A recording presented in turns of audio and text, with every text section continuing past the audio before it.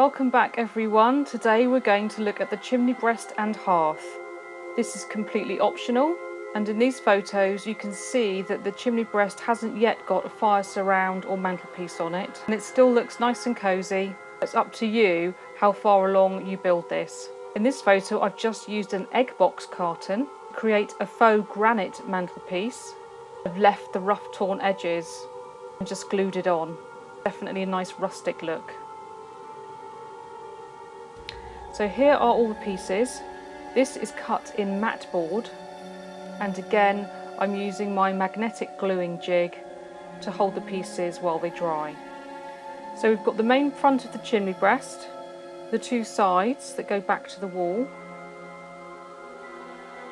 These are the two insides for the hole in the chimney breast.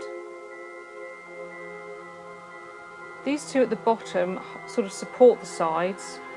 These two pieces make the hearth.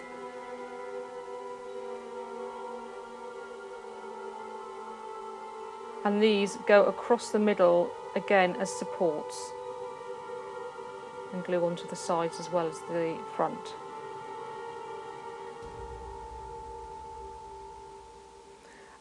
And again I'm using a Teflon sheet to protect the metal underneath from the glue. So the sides fit onto the back of the chimney breast, and because they are quite flexible we'll glue it this way up so it supports the side as it glues. I'm just using regular tacky glue for this.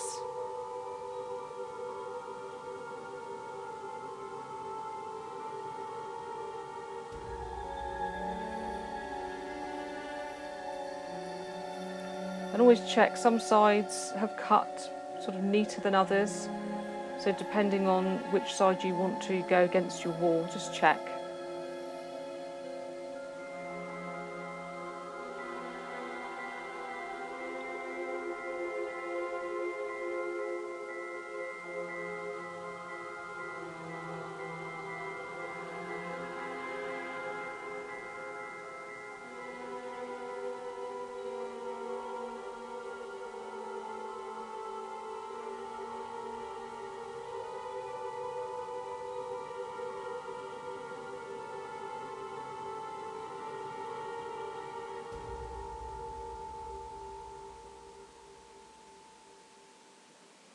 And then simply make sure the top and the bottom are level.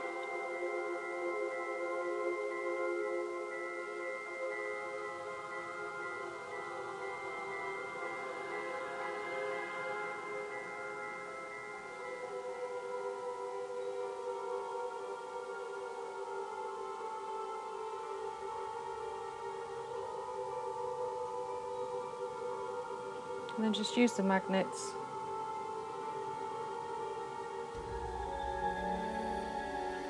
to push against each other, keep it nice and perpendicular.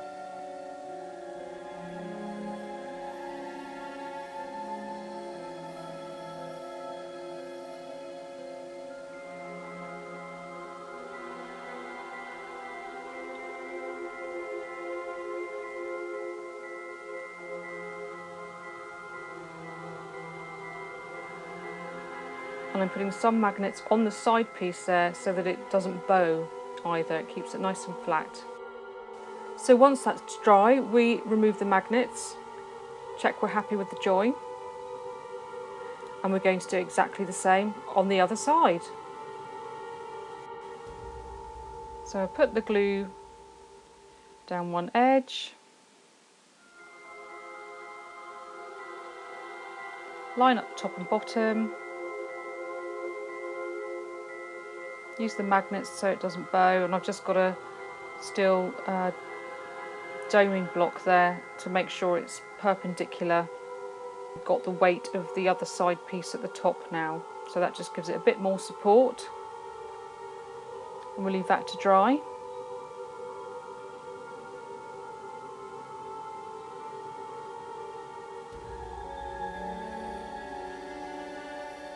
Check we're happy with that.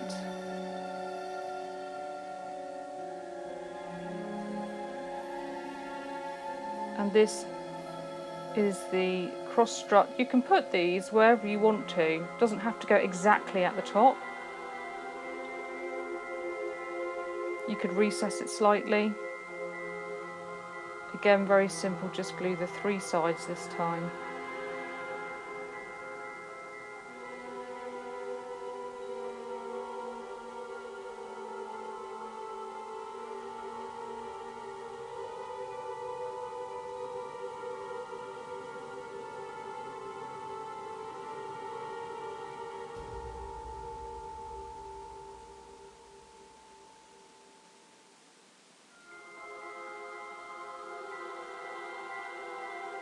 Make sure it's relatively level so that all the edges are touching.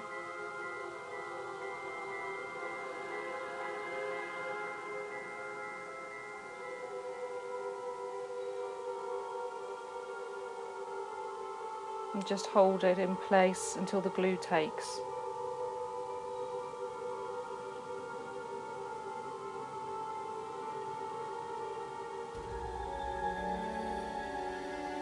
Do the next one.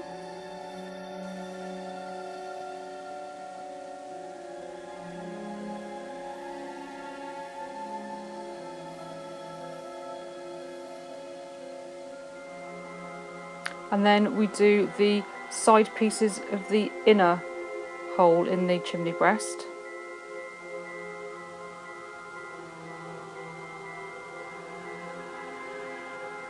Again, they fit on the sort of the back side of the chimney breast so that you don't see the join from the front.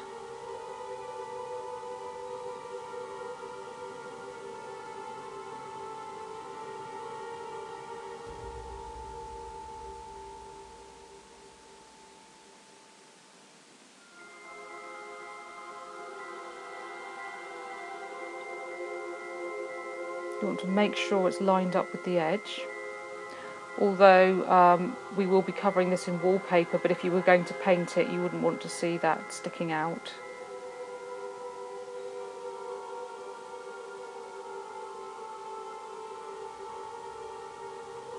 And then this base piece will glue in at the bottom and actually provides the support for that side piece.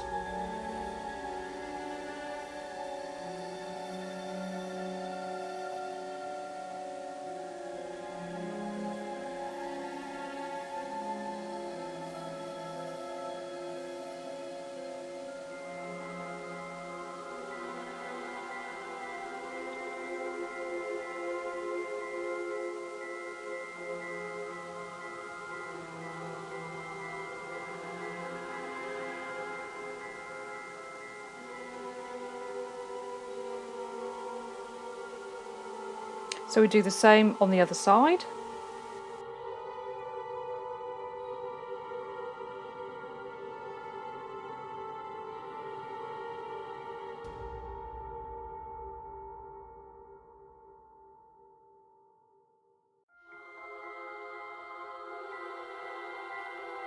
Now here's where we'd use the third piece as across the top of the hole, but I've actually cut that piece in half. I only want sort of the top half covered. Where I put my stove in, I actually want a gap there for the battery pack to come up at the back. So I'm just gluing one half of the mat board. But of course you could go all the way across. And remember to put some glue just on the top of that side piece as well.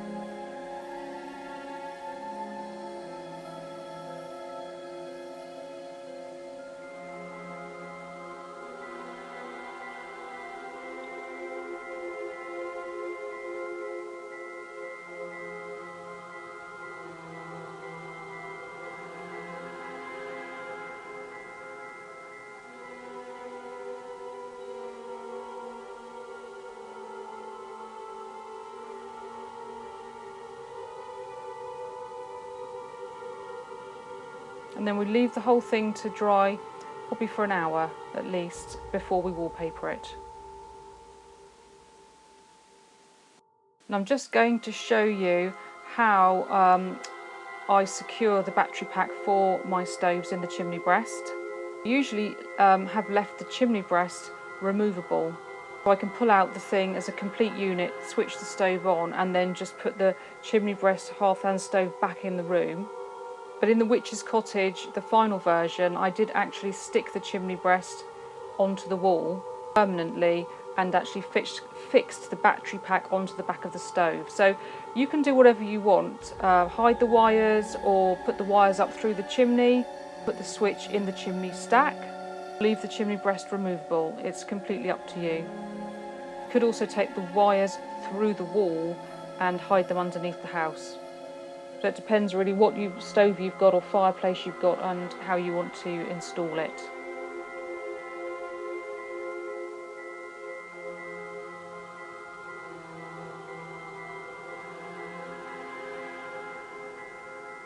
So the hearth is simply two pieces of mat board sandwiched together, and it fits in to the chimney breast like that.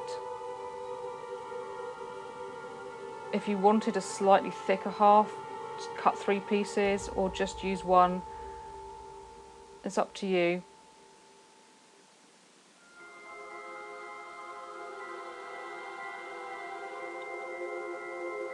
I think 2 makes sort of a nice scale slab. If you've ever had a slate slab hearth, this would be, I think, the right thickness.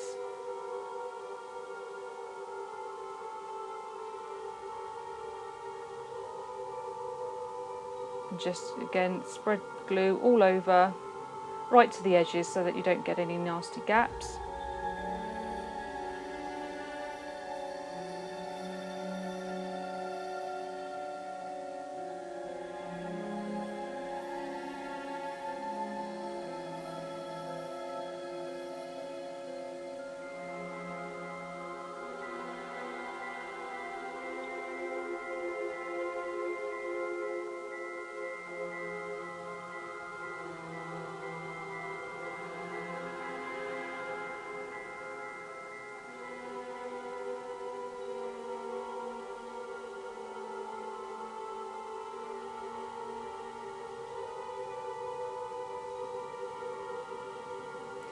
You'd literally think I was icing a cake. And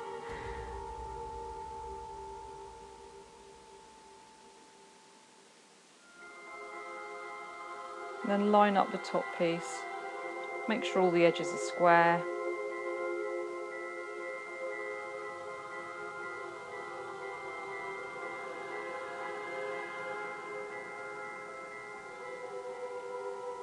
And then I'll press that under my bench block to make it nice and flat.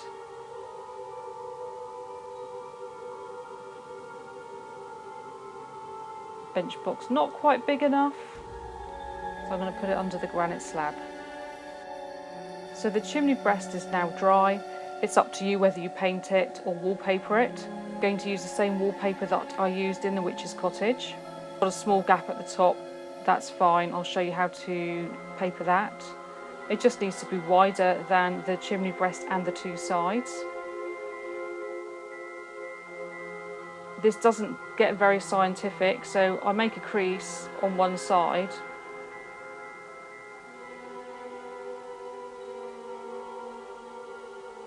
And then on the other. This is just a rough guide.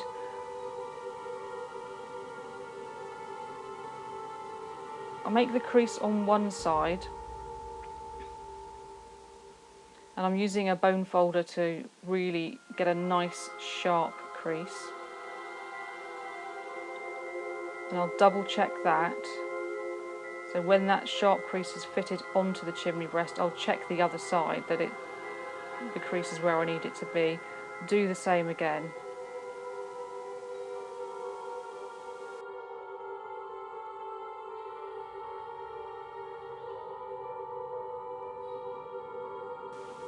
And then we turn it over, make sure we've got the bottom edge of the chimney breast exactly lined up with the bottom of the wallpaper.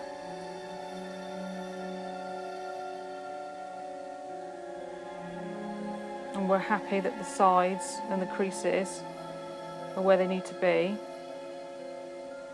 And we're going to create the hole.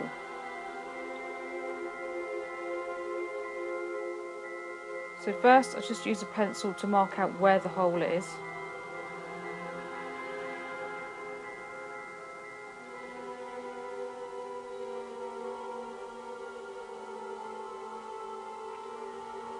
And then roughly mark out the centre.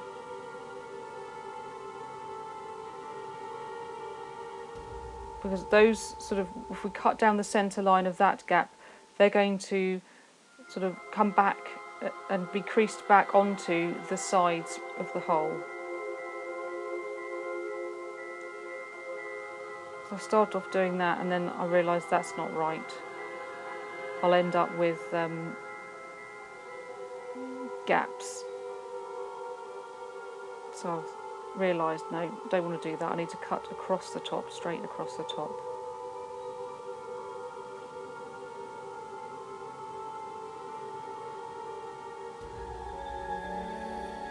And down the middle.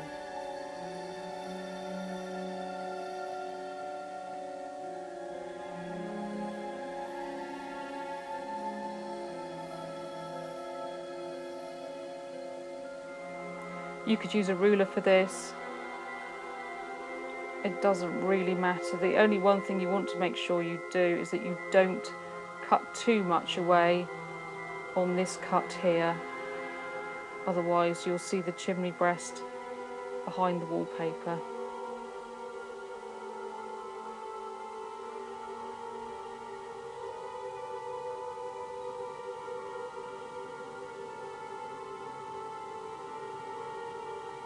So I'm going to use my steel rule to fold the paper up against it.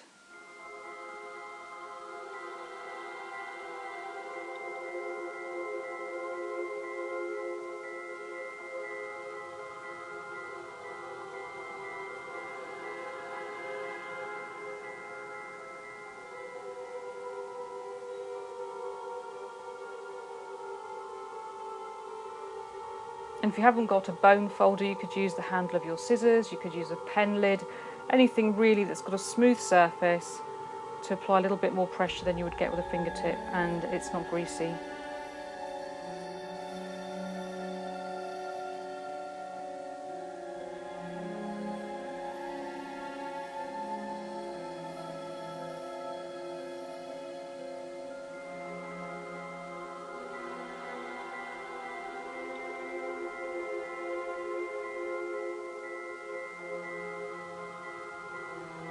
So we dry fit that again to double check on the chimney breast that everything's where it should be.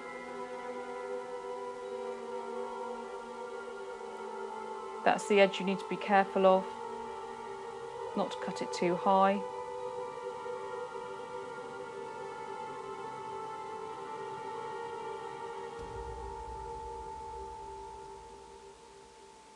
So in this case I use a glue stick, so it's not too wet, it doesn't warp the paper so much, and it's sort of easy to apply in large areas quite quickly.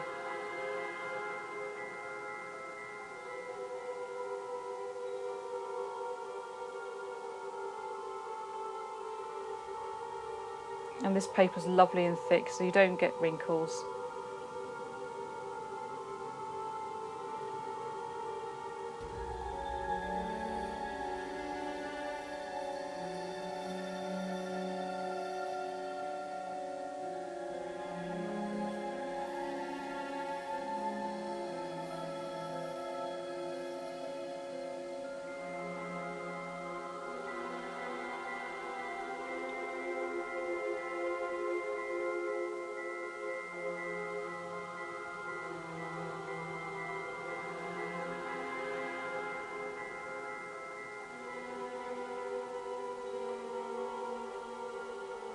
I'm trying not to get glue on my fingers, but I can't help it. And I can't wear gloves.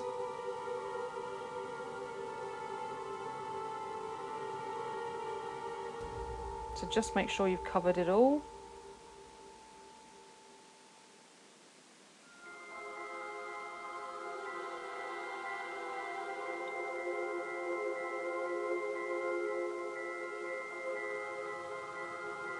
now got glue on my fingers. And gently push everything into place. Make sure you're happy that it's lined up at the top and the bottom. If you turn it over, you can get a really good press down as well.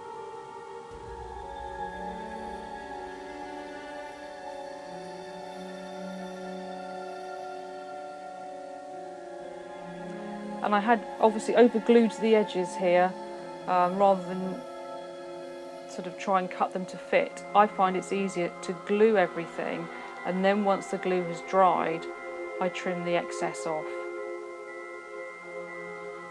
Otherwise I would be stuck for hours measuring and measuring and measuring, so it's way better for me to just get on and glue it and then cut it later.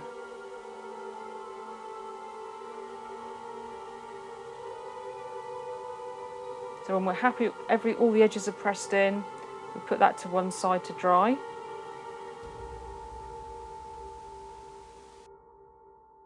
And then once it's dry, grab your X-Acto knife and cutting mat and just literally run it down and trim the edges off. Try and keep the knife sort of as square as you can.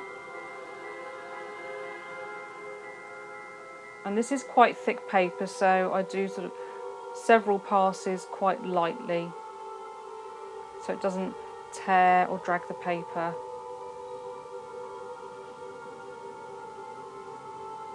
And I probably need a sharper blade.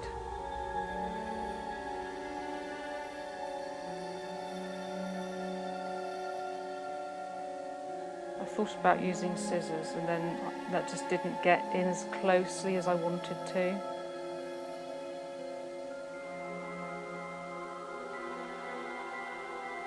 So I went back to the knife.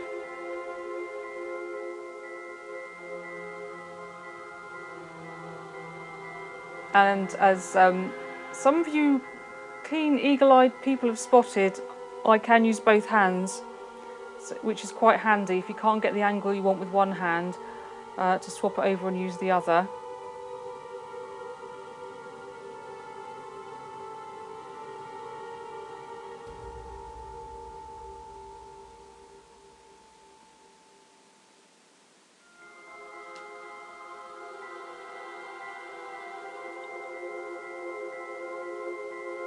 So I go around and trim all the edges.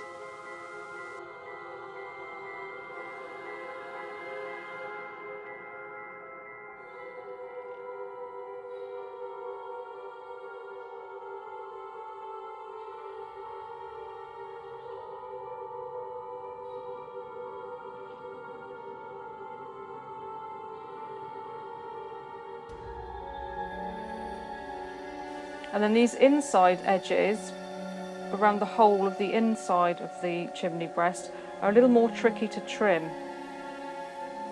So what I do is, it's going to be easier to trim those so on the cutting mat, but over the edge of my bench.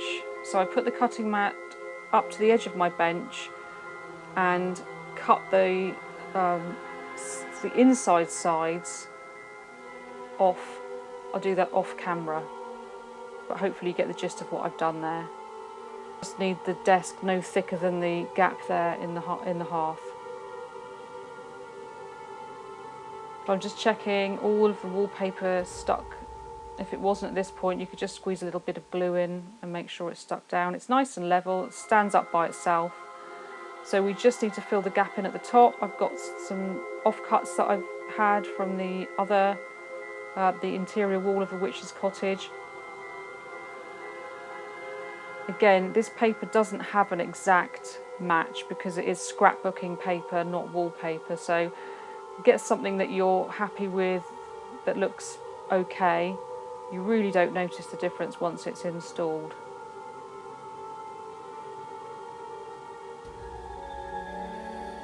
I think that looks good there. So we crease the sides as we did with the first piece.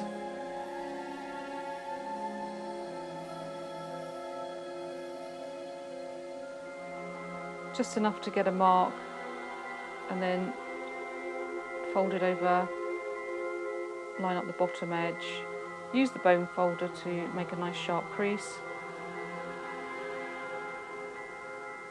And check the second crease is where you want.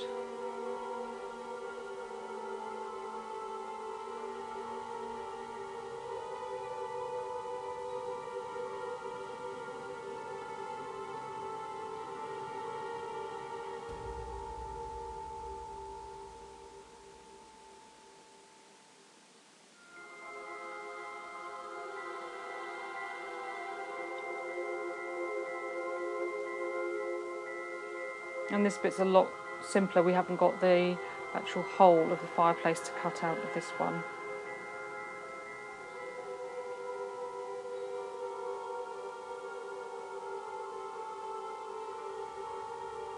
And this time I decide to fold over again, over the edge of the side.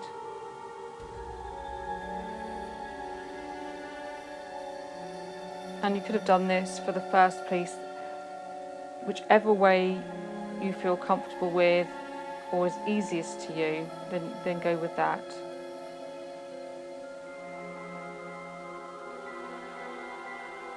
But always just keep sort of doing dry runs and checking that the creases are where you want before you cut.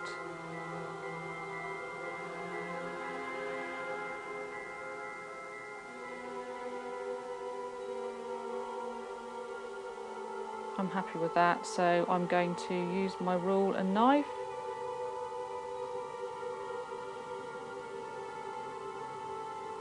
And the reason I'm doing this is if I'd glued it on with all the edges sticking out at the side and the top, it would have been really hard to cut round sort of the right angle as the side went onto the front.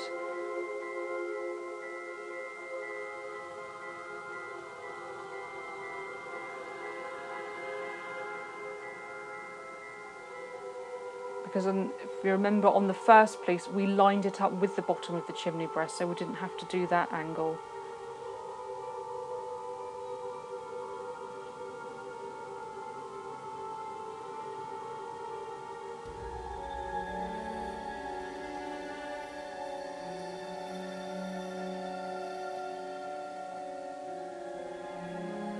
So I'll just get my pencil and mark the very top of the chimney breast.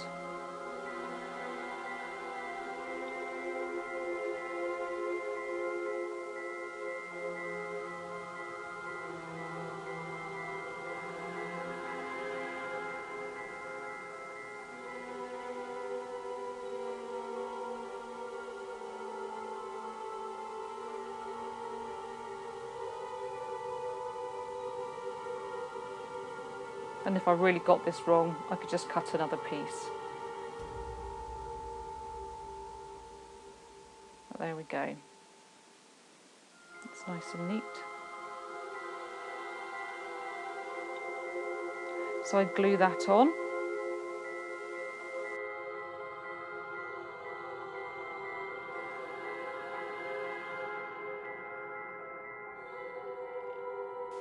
And then we get the hearth that's now dried.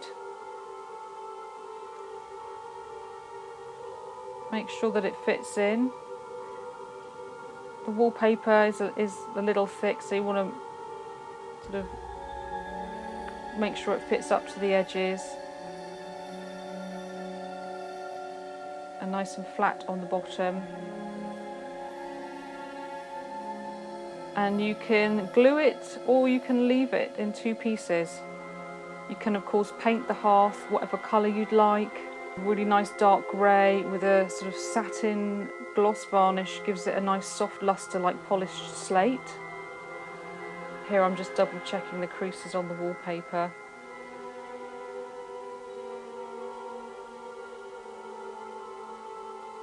Making sure they're nice and sharp. So you've got no gaps between the hearth and the chimney breast.